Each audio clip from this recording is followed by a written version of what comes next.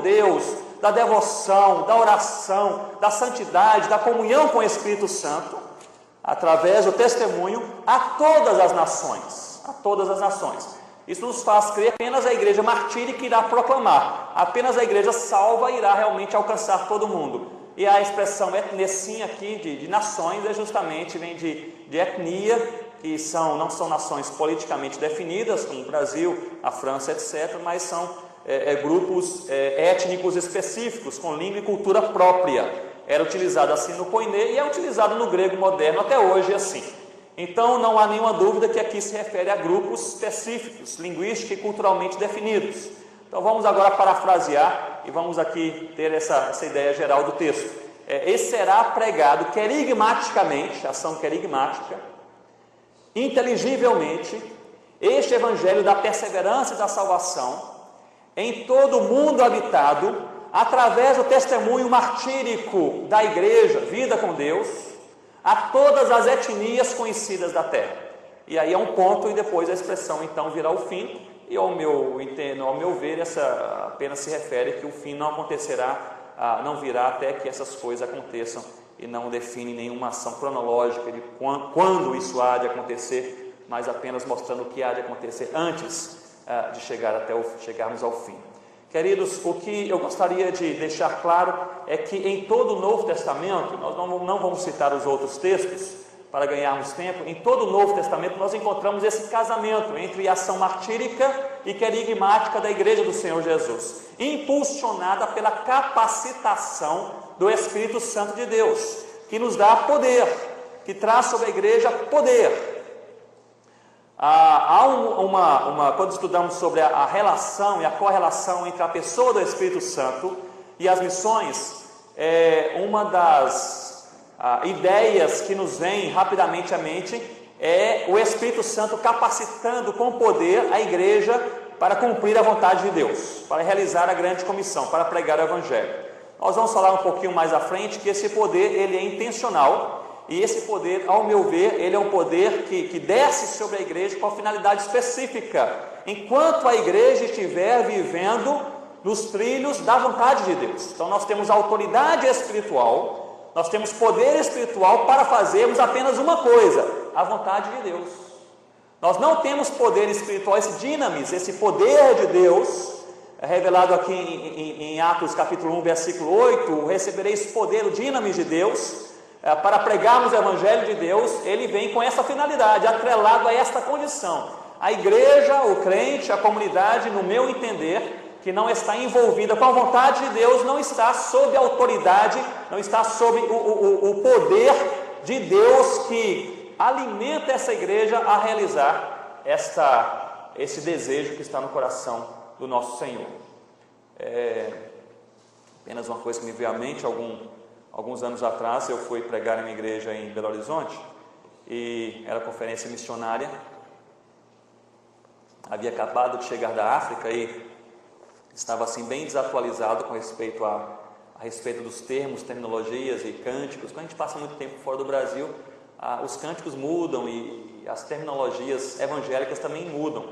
Eu me lembro que estava com esse pastor que me pegou no aeroporto e me levaria para a sua igreja, em seu carro, e eu vi então na parte de trás de um ônibus um laço, um anúncio, né? Um laço desenhado com a seguinte inscrição: está amarrado. Eu pensei que se tratava de um rodeio, de alguma coisa parecida assim, está amarrado. Não havia ligado isso a uma terminologia assim, evangélica. E mais adiante havia um outdoor à direita, com o mesmo laço e a inscrição está amarrado, e embaixo, em nome de Jesus. Aí eu pensei, ou é um rodeio evangélico, ou então é outra coisa aqui que... Pastor, o que significa estar amarrado em nome de Jesus? Ele diz, Ronaldo, é a igreja utilizando a autoridade de Deus para amarrar a ação do diabo. Eu falei, interessante. Graças a Deus, a igreja, por um lado, está sabendo que tem a autoridade de Deus contra o diabo. Por outro lado, eu creio que nós temos a tendência, estou falando isso mais no âmbito missionário mundial, a tendência de utilizarmos a autoridade de Deus, a autoridade bíblica, para amarrarmos ações do diabo aí nas nações da terra, enquanto nós não usamos essa autoridade bíblica primeiramente para amarrar o pecado que está em nosso coração. Utilizamos essa autoridade bíblica para amarrarmos aquilo que acontece em todo mundo, como ação diabólica que está preterindo as nações de ouvir o Evangelho de Jesus, mas não usamos essa autoridade bíblica para sermos confrontados com a palavra de Deus a partir de pecados que nós tratamos pacificamente em nossas próprias vidas, em famílias, em ministérios durante anos, e convivemos com eles pacificamente durante anos, e achamos que está tudo bem. E a verdade bíblica é que não está tudo bem, não está tudo bem. A autoridade do Senhor, a autoridade da palavra do Senhor é usada primariamente para confrontar a igreja com a face de Jesus, com a vida de Jesus, com a verdade de Deus. E se isso não acontecer, queridos, eu não creio que nós poderíamos pregar o Evangelho de Jesus se primeiramente esse Evangelho de Jesus não confrontar a nossa própria vida. Vocês creem nisso? Se não confrontar a nossa própria vida, família, ministério, palavras, atitudes, relacionamentos, temperamentos, eu creio que seria pura hipocrisia da nossa parte pensarmos em expor esse Evangelho ao mundo, lá fora, nas ruas e até os confins da terra. Mas apenas um parênteses de algo que chamou minha atenção. Vamos aqui, queridos, com base nisso que nós temos falado, vamos tirar algumas conclusões. Primeiramente, devemos ver alguns princípios. Eu creio que há princípios no livro de Atos. Eu creio que há princípios nesse texto que nós lemos, e um dos princípios é que no processo do chamado bíblico não há espaço para o individualismo. Isso é um princípio claro. O Espírito Santo coordenando a ação de chamar missionários e enviar missionários na igreja de Antioquia. Então, nesse processo do chamado bíblico missionário, não há espaço para individualismo, para aquela pessoa que diz: Deus falou comigo e a igreja não ouviu, eu vou sair assim mesmo. Deus falou no meu coração, o pastor não tem visão missionária, o conselho não tem visão missionária, então eu vou para outra igreja, vou fazer outra coisa, porque eu quero servir a Jesus. Afinal, o Espírito Santo, ele falou, mas apenas eu ouvi a voz do Espírito. Eu creio que é um princípio bíblico aqui, regido nos 3 primeiros versículos de Atos 13, que no chamado missionário, a partir da voz do Espírito, a igreja ouve a voz do Espírito. Não há espaço para individualismo. E quantas vezes nós vemos esses missionários se auto-enviando para seus campos e tendo problemas seríssimos, não por falta de cobertura, às vezes financeira, etc., mas por falta de uma homologação do seu envio por critérios bíblicos. Não foram enviados pela igreja do Senhor Jesus, que ouviu a voz do Espírito de Deus. Queridos, é bíblico, é necessário acontecer assim. É interessante nós notarmos 2 ações. John Stott, ele diz que 2 ações foram passivas e uma mais ativa. Seria orar e jejuar, eram atitudes passivas, ações passivas, porque demonstravam expectativa de algo que iria acontecer, e impor as mãos, uma atitude mais ativa, porque era a igreja realizando algo sobre a qual ela se comprometia. Então nós temos 3 ações aí, do ponto de vista humano, nesses 3 versículos. A igreja orava, a igreja jejuava, e a igreja então impôs as suas mãos sobre Paulo e Barnabé, e eles foram despedidos, foram enviados. Então notem bem isso, impor as mãos é um sinal de autoridade. Historicamente falando, pessoas quando passavam na época do Novo Testamento, nessa época neotestamentária, quando no contexto grego o pai passava a chefia da família para o seu filho, muitas vezes havia a imposição de mãos. Significa agora que a autoridade que o pai tinha, o filho tem. A autoridade que o velho tinha, o novo tem. Então, havia uma imposição de mãos, era um sinal de autoridade, dizendo que Paulo e Barnabé, eles saíam da igreja, mas continuavam igreja.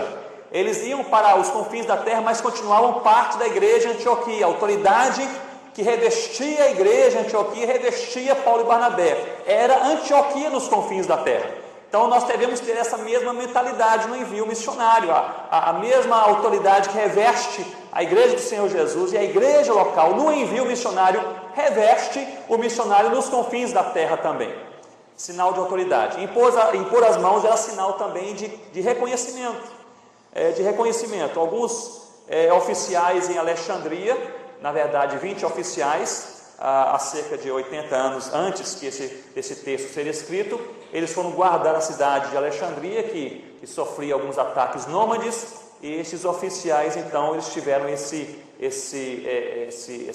ritual em que havia uma imposição de mãos do líder, do chefe de Alexandria, da cidade, sobre eles, como sinal de reconhecimento de que eles tinham agora a comissão, tinham agora a função de guardar Alexandria. Então, se por um lado impor as mãos era sinal histórico de autoridade, vocês têm a autoridade que nós temos, por outro lado era um sinal de reconhecimento, vocês têm agora a missão de fazer com que isso aconteça, com que isso funcione, de guardar a cidade, de pregar o Evangelho, de levar Antioquia até os confins da terra, de fazer o nome de Jesus conhecido. Vocês têm o reconhecimento, vocês são aqueles, são a extensão desta igreja. Nos falta isso tanto na igreja evangélica mundial, queridos. O envio missionário muitas vezes é desassociado de compromissos, ou mesmo de expectativa. Quanto muito o envolvimento financeiro, oração, certas lembranças, mas não há a partir da liderança da igreja enviadora muitas vezes esse sinal de autoridade e de reconhecimento de que é a igreja que tem agora a responsabilidade, o compromisso de levar esse evangelho naquela cidade, naquela esquina, naquela favela, naquele condomínio de luxo, naquela mata, naquele deserto. É a minha igreja que está ali. Entre os concombas na África, eles têm ditados, têm provérbios. Um dos provérbios, eles dizem que a água, quando nós falamos sobre envio missionário, um deles foi pregar o Labuen, que é um dos pastores concombas. Ele um certo dia pregou e usou esse provérbio, que a água do rio jamais sobe acima do seu leito. Se subir acima do seu leito, se torna um alagado, uma lagoa. Então, apenas acima do seu leito. Ele usou para essa aplicação na igreja enviando o missionário, que o missionário ele tem a capacidade de pregar a palavra de Deus até de acordo com a capacidade da igreja enviadora. Ele tem a autoridade de pregar a palavra de Deus, que é a autoridade que reveste a igreja enviadora. O missionário, quando é enviado, não é desassociado da igreja que o envia, é a extensão dessa igreja. Então, nós precisamos aí rebuscar esses nossos significados bíblicos. Há um sinal de autoridade, um sinal de reconhecimento e um sinal também de cumplicidade. Esta imposição de mãos no grego clássico, em várias literaturas, é utilizada então para quando o rei da Grécia enviava generais para terras distantes. Então havia imposição de mãos, dizendo que havia uma cumplicidade naquele envio, que o interesse dos generais irem com o exército para terras distantes não era interesse apenas dos generais, mas do rei e do império e do reino. Então, quando a igreja impõe as mãos, está dizendo: nós não estamos aqui fazendo a vontade dos missionários, nós estamos fazendo aqui a vontade de Deus, que é a vontade da igreja. Nós não estamos aqui impondo as mãos porque dois jovens falaram: olha, eu quero ser missionário na Turquia. Nós estamos aqui enviando os missionários porque nós entendemos que esta é a vontade de Deus e se torna a vontade da igreja. A igreja quer enviá-los. Um sinal então de autoridade, de reconhecimento, de cumplicidade. Por fim, no versículo 3, a palavra de Deus nos diz que a igreja os despediu. Este apelissão aqui, esse termo grego de apoluoi, significa que fazer as honras do envio. E é utilizado muitas vezes, até hoje é utilizado, foi utilizado nas Olimpíadas, as últimas Olimpíadas em Atenas, na Grécia, não é isso? Foi utilizado, eu lendo alguns artigos sobre as honras da casa feita então pelas associações atléticas ali gregas aos seus atletas. Então é aquele momento em que os atletas saem e que há este envio, mas não é apenas o envio e uma despedida, não é apenas o envio comprometido, é um envio responsável em que agora as necessidades daqueles atletas são revisadas. Então aqui, quando o termo apelissão foi utilizado para a igreja enviar Paulo e Barnabé, certamente essa igreja se preocupou com a logística de Paulo e Barnabé, com suas necessidades, quanto tempo passariam, se eles voltariam, prestação de contas, se precisavam de algum recurso financeiro e necessidades pessoais para oração e tudo mais. Então fizeram as honras do envio. Então aqui foram despedidos. Nós temos então, portanto, este primeiro princípio que nós citamos. No processo do chamado bíblico não há espaço para o individualismo. Cremos nisso, queridos? Não há espaço para o individualismo. Alguém que diz: Deus me falou, a igreja crê justamente o contrário, mas eu vou a si mesmo porque mais importa obedecer a Deus do que aos homens. Biblicamente falando, até onde eu enxergo, Deus fala à igreja, a igreja reconhece e envia. Um outro princípio bíblico é que no desafio ao envio missionário deve-se seguir a voz do Espírito e não o planejamento eclesiástico. E aí nós temos um problema pastoral muitas vezes, de agendas inflexíveis. Pastores que fazem a sua agenda para 1, 2, 5, 10, 20 anos para a igreja e são inflexíveis, nem se o Espírito Santo de Deus falar, essa agenda muda. Não está em nossos planos enviar missionários, meus irmãos, não são nossos planos, é o Senhor da igreja que está comandando a igreja para fazer com a igreja o que Ele quer fazer com a igreja. Se for voz de Deus, abrir aqui essas paredes, alargar os templos, enviar a parte da igreja para um canto da cidade, parte para outro da cidade, e os mais jovens para evangelizar os ribeirinhos, que façamos a vontade de Deus. Porque essas agendas inflexíveis, elas têm destoado de uma teologia bíblica de que o Espírito Santo é o coordenador da obra missionária. Porque nós muitas vezes temos misturado isso, falamos que o Espírito Santo ele alimenta a igreja espiritualmente, mas quem faz a agenda da igreja somos nós no conselho no final de semana, né? Então, no desafio ao envio missionário deve-se seguir a voz do Espírito e não o planejamento eclesiástico. O planejamento eclesiástico funciona bem se for conduzido pela voz do Espírito. Mas eu gostaria de lhes encorajar a vocês serem flexíveis, a vocês não serem inflexíveis. As coisas mudam, o mundo muda, o desafio muda, o bairro onde a igreja está muda. É preciso ser flexível. Onde Deus quer nos levar, qual é a ação de Deus? Quero crer que Antioquia não queria enviar Paulo e Barnabé, queria tê-los na própria igreja, mas o Espírito Santo falou, esses dois vão evangelizar os gentios, é voz do Espírito Santo de Deus.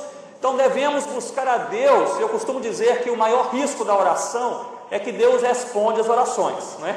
Se Deus não respondesse as orações, não era arriscado orar. Mas no momento que a igreja diz, Senhor, queremos ser uma igreja missionária, Deus pode chamar o melhor que a igreja tem. O presbítero que estaria na função dos próximos 5 anos, o pastor que foi recém-eleito na igreja, o seu filho que você sonhava em tê-lo morando do outro lado da rua, a vida inteira e curtindo os seus netinhos ali bem perto de você. Quando nós oramos, quando a igreja se dispõe a orar, a pedir a ação do Espírito Santo, numa perspectiva de cumprir a visão de Deus, essa ação do Espírito Santo passará por santidade, passará por comunhão, passará por conhecimento e atração pela palavra de Deus e passará também por envio missionário.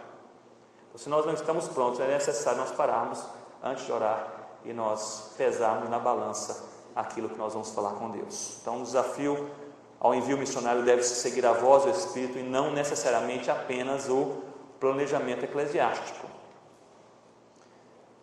Eu costumo pensar, e falo com muita liberdade, essa impressão puramente minha, que talvez o que mais atrapalhe, possa atrapalhar os nossos corações a seguirmos a condução do Espírito Santo em nossas vidas, famílias e igrejas, seja a arrogância.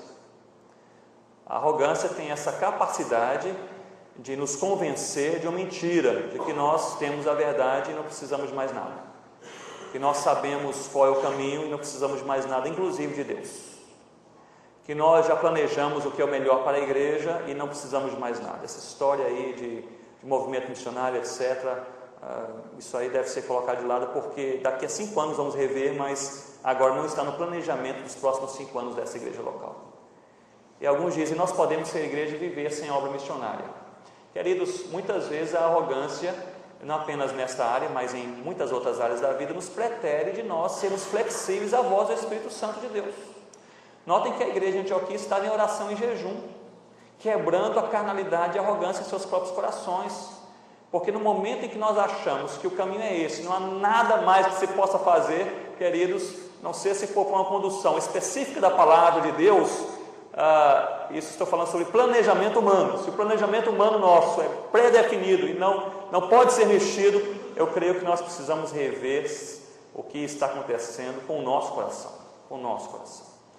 Eu gosto tanto daquela ingenuidade cristã inicial do primeiro amor, em que quando nos derramamos na presença de Deus, falamos, Senhor Deus, para onde o Senhor me enviar? O que o Senhor quiser fazer de mim, da forma como o Senhor quiser. Precisamos resgatar essa paixão, essa liberalidade, essa disposição do coração. sermos flexíveis, sermos quebrantáveis de espírito.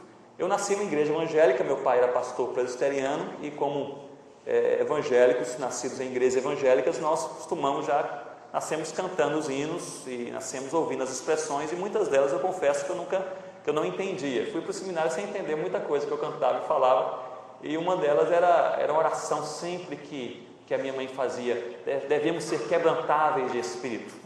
Que negócio tão bonito, já eu tinha até usado em sermões, mas sem pensar muito bem o que seria ser quebrantável de espírito, não é? E um dia estava lá na África com um companheiro africano, um amigo africano.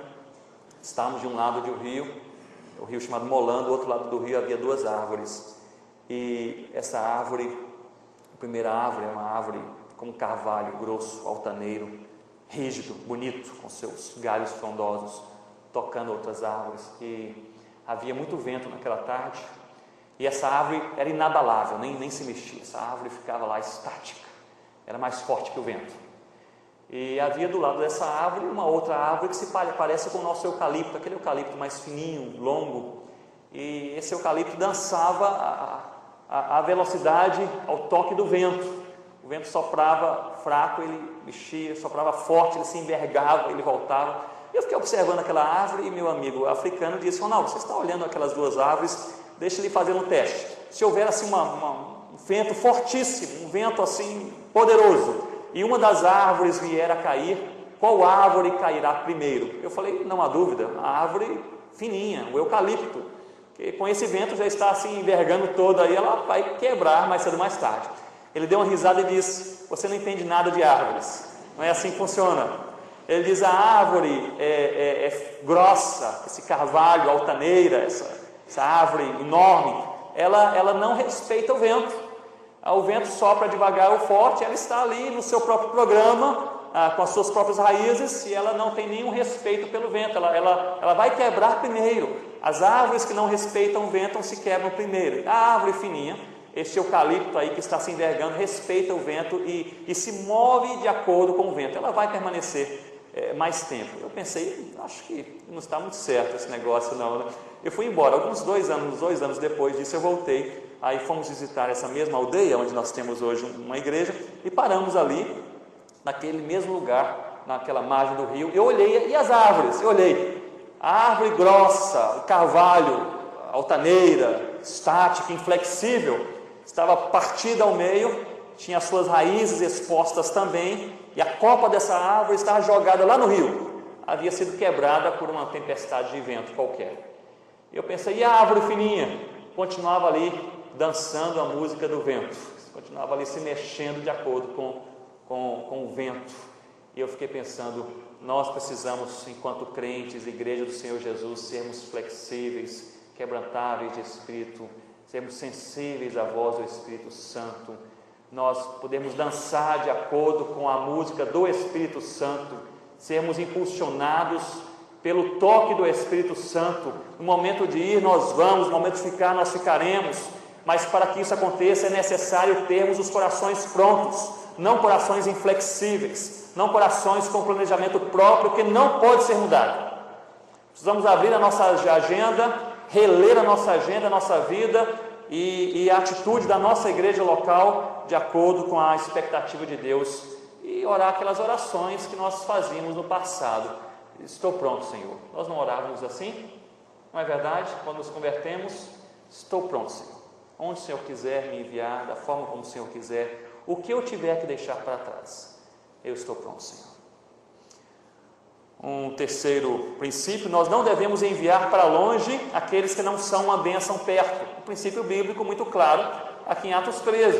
Paulo e Barnabé eram leitorgoi, eram abençoadores, eram uma bênção em Antioquia, eram edificadores. Eu posso até ilustrar dizendo: vocês conhecem pessoas assim, pessoas que são leitorgoi, pessoas que são uma bênção, pessoas com as quais, se você passar, está em angústia na sua vida, você se encontra com essa pessoa, passa meia hora, parece que o seu dia se torna mais bonito, parece que você passa a amar mais a Jesus. São esses abençoadores, e Paulo e Barnabé eram esses leitorgoi, eram esses que serviam ao Senhor, abençoando a igreja em Antioquia, e portanto o Espírito Santo disse: enviai. Agora, queridos, este é um pressuposto conclusivo aqui em Atos no capítulo 13, que nós não devemos enviar para longe aqueles que não são uma bênção, onde? Perto. Aqueles que não são uma bênção perto, dificilmente serão uma bênção nos confins da terra. Aquela história daquele rapaz que não se envolve com nada, com nenhum ministério da igreja, que não participa, que não é submisso, e que diz: pastor, eu tenho um chamado de Deus para ir para a Índia, porque lá eu serei uma bênção. Não confie nisso, não é verdade. Quem não é uma bênção onde está, não se envolve com a igreja, não tem ministério local, não é submisso à palavra de Deus, à liderança de Deus naquela igreja, não vai ser uma bênção nas matas, nas cidades, nos confins da terra. Primeiramente devemos ter isso em mente, enviar para longe aqueles que são uma bênção perto, bem perto de nós. E talvez seja aí um critério para o envio missionário, mas sem dúvida é um critério para a vida pastoral também. Porque se nós seguirmos esse princípio e desejarmos aplicá-lo em nossas vidas de maneira pastoral, nós podemos pensar que ninguém conseguirá ser uma bênção dos confins da terra se primeiramente não for uma bênção onde está localizada em sua igreja local. Mas nenhum pastor também conseguirá ser uma bênção em nenhum púlpito de uma igreja se primeiramente não for uma bênção no seu círculo menor de convivência. E qual é o nosso círculo menor de convivência? Nossa família, não é verdade? Então, se nós não formos uma bênção, não formos esses leitogoi, não formos esses abençoadores, esses edificadores na nossa própria casa, eu quero crer que nós não temos autoridade bíblica para estar em nenhum púlpito de nenhuma igreja desejando ser bênção para uma comunidade. Então, queridos, essa aplicação que serve também para o envio missionário serve também para o ministério pastoral. Muito bem, quando eu penso a respeito disso, eu estou convencido, na minha observação, que muitos pastores, missionários e líderes não têm conseguido ser uma bênção onde estão ou para onde são enviados, por várias barreiras e vários ataques muito específicos em suas vidas. Uma dessas barreiras é a necessidade de nós sabermos administrar as críticas. Eu faço aqui um parênteses, não tem a ver diretamente com o nosso assunto, mas eu senti ontem à noite o desejo de tocar nesse assunto. O líder precisa saber administrar críticas em sua vida, em sua família, em seu ministério. Quantas pessoas usadas por Deus, chamadas por Deus, enviadas por Deus, caíram, deixaram para trás o ministério porque não souberam administrar processos de críticas em suas vidas. E nós precisamos saber administrá-los. Nenhum líder está isento da crítica, queridos. Nenhum líder, nenhuma ação está isenta da crítica. Eu gostaria de encorajá-los a vocês fazerem 3 coisas se forem criticados. Em primeiro lugar, você não jogue fora a crítica, porque aquela crítica mais mesquinha, aquela crítica mais invejosa, ela pode conter uma verdade sobre a sua vida. Ela pode conter algum ato, algum traço de verdade sobre a sua vida, sobre o seu ministério, sobre suas atitudes, mesmo se ela for fomentada, iniciada por aquele coração mais carnal, pecador e talvez fomentada pela inveja e pelo ciúme. Mesmo assim, aquela crítica que chega de maneira bombástica em sua vida, em seu ministério, não jogue fora a crítica imediatamente. Pegue aquela crítica, leve para casa, ore a Deus sobre a crítica e veja o que há de verdade ou não naquela crítica. Então, primeiramente, não jogue fora a crítica. Em segundo lugar, não durma com a crítica, porque a crítica ela tem o poder de gerar uma ansiedade crônica tremenda. Psicologicamente falando, entre os executivos, já foi estudado e concluído que as críticas executivas têm sido o fator número 1 de estresse em ambiente de trabalho. Então, a crítica tem a capacidade de fomentar uma ansiedade crônica, se torna o último pensamento quando você vai dormir e o primeiro pensamento ao acordar. Você sabe do que eu estou falando? Se torna essa ansiedade crônica, você não pensa em mais nada, suas energias são drenadas por você pensar, repensar e repensar e repensar sobre aquela crítica. Então você não joga fora a crítica, você analisa perante Deus em um primeiro momento, vê o que é verdade, conserta a sua vida, se for o caso, e se não for o caso, você então vê que aquilo não tem fundamento. É claro, você pode chamar alguém para lhe ajudar a analisar aquela crítica também, mas em segundo lugar, você não dorme com a crítica, porque essa crítica ela vai drenar as suas energias pessoais, familiares e ministeriais, se você não a descartar em um momento. Pegue o que for verdade, trate e depois você joga fora. Em terceiro lugar, não se torne um crítico. Eu tenho notado isso entre pastores e missionários e líderes, que as pessoas mais críticas foram pessoas criticadas no passado. E talvez seja uma armadilha do diabo aí, fomentar nossa carne através das críticas para nos tornarmos críticos. Pessoas que hoje são especialistas em criticar e conseguem fazer uma crítica assim tremenda de qualquer situação. Estava em um congresso há uns 2, 3 anos atrás e entrei então ali naquele congresso, no salão, com um colega pastor, e quando cheguei nós entramos, levamos uns 5 minutos para achar um local, estava muito cheio para sentar.